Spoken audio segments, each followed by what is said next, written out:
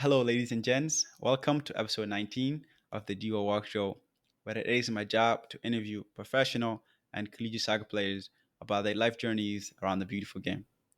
On this episode, I speak with Alex Grattarola, a former player for Canisius University. Amongst other things, we talk about his experience growing up in Lavandou, France, his college recruiting experience, and playing at both the JUCO and the NCAA Division 1 levels, as well as winning the conference Defensive Player of the Year and making the conference first teams. I really enjoyed this conversation with a friend and a former teammate, and I hope you do too. Alex, welcome to the show. Thanks for joining me, man. Hi, man. How are you? How is everything? Everything is great, man. Excited for this conversation. Let's start with some introductions. Tell us your full name, where you're from, and an interesting fact about you. Okay, my name is Alex Grattarola. I'm from the south of France in a little city called Le Lavandou. Interesting fact about myself, I will say that I'm an adventurer because I lived already in three different parts of the world. I lived until 18 in the south of France. Then I moved to the US to study for 4 years, and then now since 5 years, and I am in the Middle East in Dubai and working. Nice. How's Dubai? And do you speak other languages besides French and English? Only French and English. Arabic is really difficult. I'm trying a bit Italian, but it's really hard. It's really hard. Nice. Yeah. Hopefully, in a couple years, you'll get down Arabic too. Uh, Talk to us about when did you start playing soccer and what was life like growing up in Lavandou? I'm not sure if I pronounced that right. Le Lavandou. Yeah, it was amazing. Honestly, I had a great childhood. I started playing football. I was 6. Amazing educator, amazing field. Cannot complain about this. And I did all my grades and at a football team called Hier Football Club. That they have a team in the fourth division, but at the young level they are really good. So I played until 18 at this at almost the highest level of the young league. Basically, you have the national. I was just under. Wow, that's impressive. It was a really good level. Actually, I played against Monaco, Marseille. Um, so many good team Cannes, really good team Montpellier, and yeah, it was really competitive. Unfortunately, I never been to the highest league, but still, it was really good to play against academy like Monaco, Marseille, Nice. Hmm. And so at the age of 14, I was scouted by I did Bordeaux, Auxerre, Toulouse, and another one I forgot. So basically, four D1 French academies. Unfortunately, I didn't pass the test. But yeah, no regret. I mean, I was 13, 14. I was still small. I grew up like 15. I was playing with guys. They were already big, already strong. Me, I was still a little boy. But I don't regret. It was amazing. The only fact that maybe I regret, like maybe I was not thinking it was probably a career or like a life career. Like I was just playing football. I was just realizing that I could join like a D1 academy. For me, I was 13. I was just playing football, like. But it was still amazing. I had a really great experience in this tryout. That sounds like a dope experience, man. And to your point, I think nowadays, if you want to go professional, you have to know when you're like 9 or 10 years old, and like I think part of that is your parents too, right? Because it's just so competitive, especially at those academies. That like at that age, you still don't know what you want to do, and you have to be like fully focused to like really like tune in and take advantage of those opportunities that come to you. But it sounded like it was a good experience, great competition. While with that team, you won a regional tournament. Can you talk to us about the trophy and what it meant to you and your team to be able to win it? Yeah, I won twice this cup. Once I was really young, I think 10, but still it was amazing to win it. And then I won it at the age of 17. So really nice to win always to win a title and the regional. So it was like a real deal back at the day. You know, like it was nice because you had the league and then you had also the cup. Same in almost all the leagues in Europe. You play the cup and the championship. It's always nice to win a title and yeah. Um, Nothing to say more about this, but always a great experience.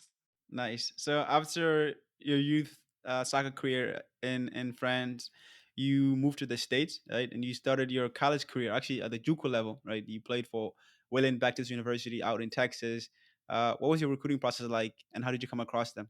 Yeah, so at the age of 18, I had the Hmm. choice to either continue and try to play like at fourth division in France. So at here Yeah. football clubs, they wanted me to train and stay with them at the fourth division. Or I had this agent who came to me and asked if I wanted to continue study and play in the US. So for me, there was no hesitation because first of all, I was not sure to play in fourth division. It was a high competition, and Hmm. I wanted to continue to study as well. So in France, if I would have stayed in France, I would have stopped studying. So of course, US was perfect to combine both. So when this opportunity came, for sure for me it was a yes. It was really difficult process actually because I had to learn English, but. But no regret. Like it was amazing. I start with, as you say, the how you call it this NIA Yeah. school because my English was not good enough to sign in D1 school. So I had to do 1 year in NIA school before be able to have a better English and to be able to sign in with a D1 school. That makes sense. How did they find you? Were they like at a showcase? How did you come across Wayland Baptist University? No, not even a showcase. I think I did some video. I think the most famous one was against Monaco. I did a really good game. My dad was recording my game at the age of 18. Thanks to him. Thanks a lot to him because he was not watching the game, just watching with the camera. Uh, Yeah. but yeah, thanks to him, I could have sent my video to some coach in the US, and yeah, they gave me a chance. Nice. Shout out to your father. So after one season with Wayland Baptist University, you transferred to Canisius University, an NCAA Division One program. I've heard arguments about some JUCO schools being better than those at the D1 level. As someone that's played at both, how would you compare and contrast the two? Yeah, I was really like amazed actually with the level of players I was in NIA I was playing with. Hmm. Honestly, amazing player, amazing talent. We had three Brazilian in the team. That's where also I met Melvin, who also came to Canisius later. So and Hakim, so two Jamaican. Really amazing team. To be honest, the level for me is hard to compare because in NIA, as I said, if you don't have a good level of English, you cannot play in D1. So many great talents they go to NIA because their English is not that good. So sometimes we were beating D1, we were beating but easily. Like we had a really good team. So I would still say that D1 school is better because it's more organized, it's more professional, the infrastructure is better. But in NIA, you have amazing talent. You have a really amazing talent in NIA as well. That makes sense. Yeah. To your point, I'm sure there are some individual schools that are way better than D1 schools, but I think as a whole, if you compare the whole league, probably D1 Yeah, maybe just exactly. better. Exactly. I didn't know that Hakeem and Mello went to the same school as you. Like I only found out when I was doing research on this podcast. Yeah, that's how we met them. That's how I met them, and yeah, it was amazing. This year, the year I played in my first year, Melvin couldn't play. I don't remember. I think he was not eligible or something like that. But training, he was revealed all the team always. Yeah, that makes sense. So During your second season at Canisius, you helped the team to a 12-4-4 record and won the conference Defensive Player of the Year, as well as made the first team All Conference. What do you think helped you and the team have such a successful year? It's everything. Honestly, we had such a great team, such a great vibes. We prepared the season very well. I remember we always do a physics session test before starting, and we had to pass this test. Otherwise, you couldn't play. You couldn't. You were outside of the practice. And yeah, the coach, the teammates really pushed me to do this test, and I think I was ready, and all the team was as well. Everyone did a great season. Honestly, I had a really great connection with Bjorky. Big shout out to him because I don't know, we had such a great connection. Without him, I couldn't score all the goals I made. Like he was making amazing corner every time. I knew, like it's kind of like I knew where he's gonna put the ball. But yeah, what a great player. Yeah, I think in overall we all played very good. We didn't have many injuries. I think we did a great season this year, and from my side, yeah, I really work out. Like after the training session, I always go into the gym because on my physical part was a bit weak. I really pushed myself hard this season, and I was um, rewarded at the end of the season. I wish, as a whole of the team, we could have made the NCAA tournament, but we didn't make it, unfortunately. But I think we did a great job still. Yeah, I agree there. Going into your senior year, right, we were projected to win the conference as well as go to the tournament and do well there, given that we were returning a lot of the guys, right, from the previous year. And so on paper, we were supposed to be better, right? I think we were losing a few starters going into that season. But as I'm sure you can recall, we didn't end up not making playoffs at all, which was very different from what we projected it to be. I guess, what do you think went wrong that season, despite, having a better team on paper and not being performed? Yeah, I think many things. First, the fitness level. As I said, the year before we were good because everyone was prepared and we all passed the fitness level. This season, we didn't even make the fitness test. Like, if you were not good enough to do the test, you were still practicing. I remember it. So we weren't really focused on the fitness level. We were, I think, too confident because we had a great team. So I think in this part we took it a bit. I think we were too confident because we arrived. We had the full team was last year arriving in semifinal. I don't know. I think we start well the first game, and then against Akron, I think is where everything blow out. I think Mia get injured. Many player get injured. The full season, I think Mo got injured. Melvin was injured. The key player was not. I think five or six. Bjorky was not at his best level as well. We also lost Lucian, who did a great year on the right back. We didn't Yeah. replace this position. Uh, we lost also Eric, who was really strong in forward. Like he was also, I think for me, a really good player. But yeah, I think the injury killed us most. I think the first point you brought up was super important, right? Being complacent and like knowing that we had a great season last year, was supposed to be better, right? We voted to come first in conference. I think sometimes that can get to your head a little bit, and you maybe feel like you don't need to work as hard, which is not the case at this level. And then combine that with injury, combine that with lack of confidence, right? With what Akron did to us. Exactly. I think we put the target really high at straight away. Like we didn't do so many games to play really good teams. We just start with really really big team who like were really ready to play and way more fit than us. And that's how I get injured. That's how many people get injured as well. So we were not ready. So I regret because I think all of us, the 11 starters, without injury, with Mo, with Melvin 100%, me 100%. I think we could have done such a big season, but unfortunately, I didn't play half of the season. For example, I think Mo as well, Melvin as well. So many players didn't play. It's unfortunate because I mean, you will always wonder, right? What could have been like, how far could we have gone, or how well could have turned out as a team if we played at our best and we were all fit and were tuned in. But I guess that's life. You just learn from it and you move on.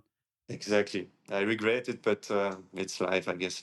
After that season, right, it didn't go well for us and for you as a team. So that kind of hurt your ability to like get scouts to look at you. Did you try to go professional after that season?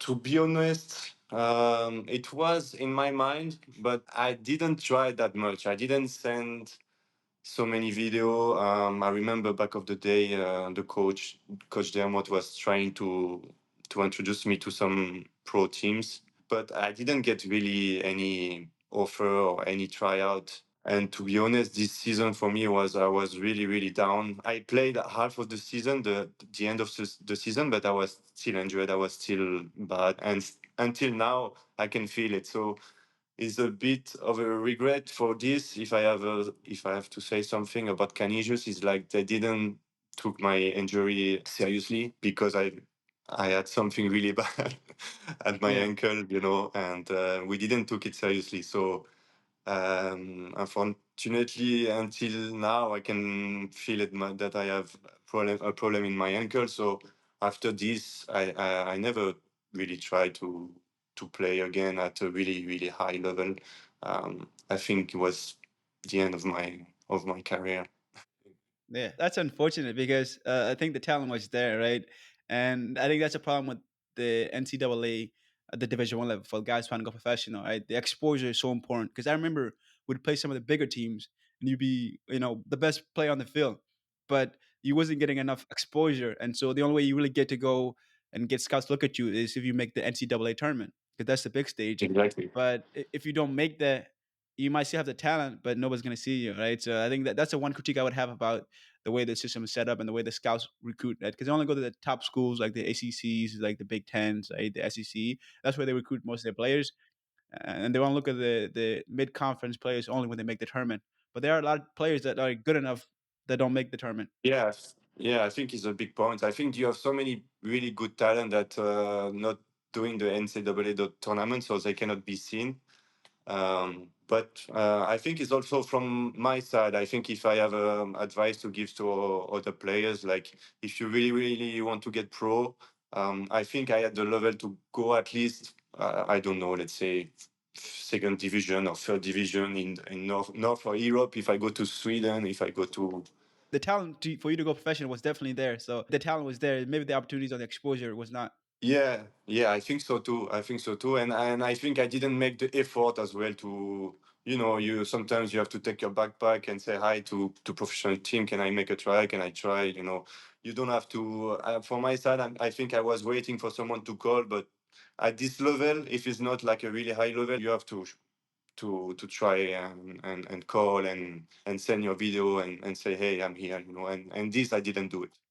Yeah, I agree there. Exposure is big, and it would be great if they did a job like the jobs to scout players and find players. But there's just so many players that they can't get everybody. So you kind of have to be proactive and say, "Hey, I'm not gonna get seen. I'm gonna send out videos. I'm gonna reach out to the coaches by email and ask them to come try out for them." It's more on you until you make that level and you can get seen on a daily basis.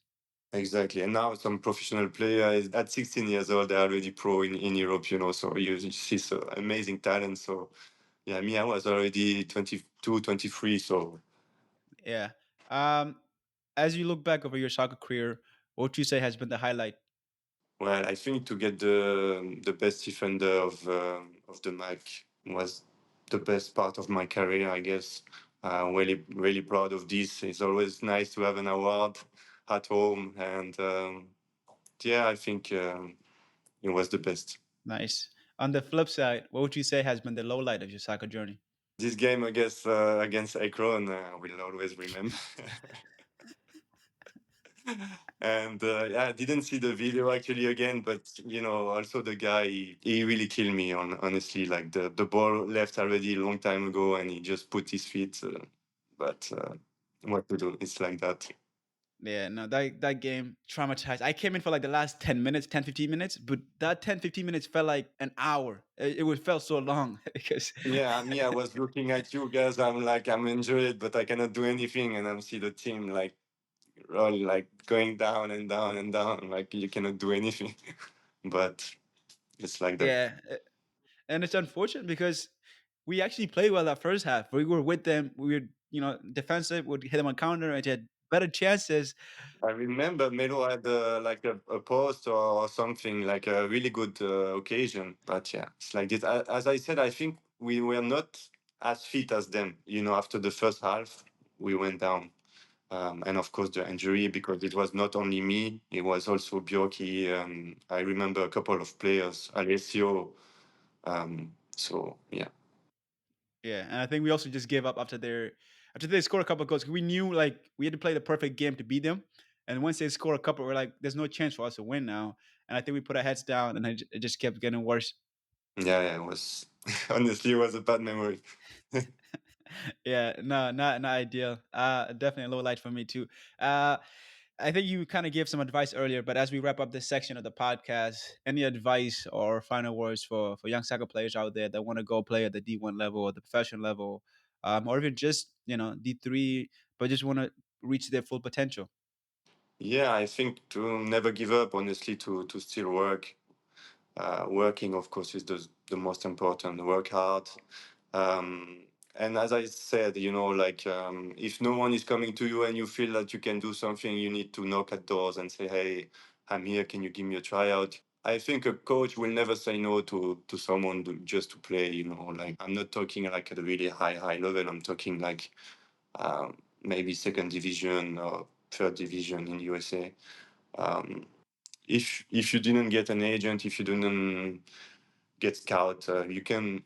I think you have to take your backpack also and go. So many players became pro because, for example, I know a lot of people in my hometown and in Paris. In France we have so many players, so many players, and it's too many talents. So many of them, they just took their backpack, they went to Switzerland, they went to Belgium, they went to Sweden, and they're professional now. They're not at Division 1, but they are Division 2, Division 3. They live really well. They're playing football, and it's a nice level still. So, yeah, I think you have to go for it. Yeah, I agree there. Just to reiterate your points, working hard, right, and being able to like be proactive about it, right? Don't expect people to come to you, and then just willing to take risks, right? If you need be, go to a different country, Exactly. get trial experience. Yeah, for sure. From my side, I was a bit lazy, to be honest. Like the year I get the award, it was the year I was going to the gym, working hard a lot. So it's a perfect Yeah, example. When the year after, when I didn't make this effort, and yeah, I get injured, we did a really bad season. I did a really bad season. So yeah, it's always, when you think you're good, if you don't work, you cannot achieve anything. yeah. I think it gets very easy to like get complacent, get comfortable once you reach a certain level. You just expect that's where you need to be. You forget the work it took to get there, and then you stop doing that work, and then you come back down here, and that's literally life in sports, in regular day job, in all the aspects. I'm thinking of Melvin Melo as well. He was such a nice player, and he was a bit lazy like me. And if you don't work, you cannot succeed. Yeah, the talent for both of you was definitely there. I think I'm trying to think of players we played. Like, Yeah, honestly, for me, I seen him after he played with Jamaica national team, and that's hmm when he arrived at my first year in the US in the NIA. hmm And this Melvin was at the training. He was dribbling everyone. Honestly, he was yeah, you couldn't take the ball from him. I heard that the first season in Canisius he did good as well. I was not here, so yeah. but then I think he was going down and down and down and down. But the talent was there. The talent he had was there. 100% agree with you with the points you made. You guys were, I think, talent wise, some of the best players I've seen in college level, and you kind of have to complement that with consistent work. Or I was things like injury come about, or you don't perform to your best, and you can always just wonder what if. we're gonna switch to the last segment of this podcast, right? Called the rapid fire. First question for you: best player you ever played with? Honestly, I would say Mo Kretschmer. Because I never seen him at his best, but because he was always injured, unfortunately. But I remember my first year, my first training. I remember it was the one who like shocked me a bit. Like say, okay, where are you from? And say, okay, I play in Bayern Munich. It did all its class in Bayern Munich. I'm like, okay, I can see it. Um, but yeah, unfortunately, we didn't play that much with him because he got injured a lot. But Mo at his best, I think he was amazing player.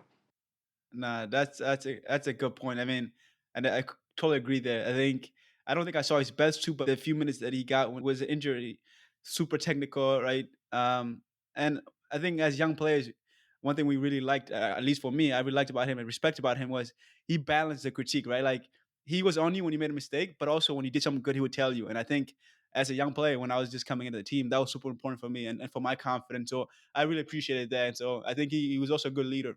Yeah, exactly. For me, he had everything. He was complete. You know, if I had said talent only, I would say Melvin and Melo, but as a whole, I would say Mo for sure. Agree there. On the flip side, best player you ever played against? At 17 years old, I played Maxim Lopez, which is a really good midfielder. He's playing at Fiorentina right now. He's really good little midfield. Otherwise, in university, I would say I remember a forward at Quinnipiac, number 9. I think he was from Jamaica as well. He was my size, super strong. I remember him. I remember him. A semi-final, my first year, I was with Tomo. He killed me, honestly. I played so bad with semi-finals. Man, it was against him. He killed me. He was sending ball and he was running like a crazy. But yeah, it was Yeah, I don't know what he became, but was a really good forward. he went pro. I think he played. I'm not sure if he's still in MLS now, but he went pro. He was in MLS at least when I was still in college. So he went pro. He's that Makes good. sense. Makes sense. It was really good. Uh, Sergio Ramos, Virgil van Dijk, or Thiago Silva. So start one, bench one, and sell one. uh, I will put Sergio Ramos, Thiago Silva, and Van Dijk.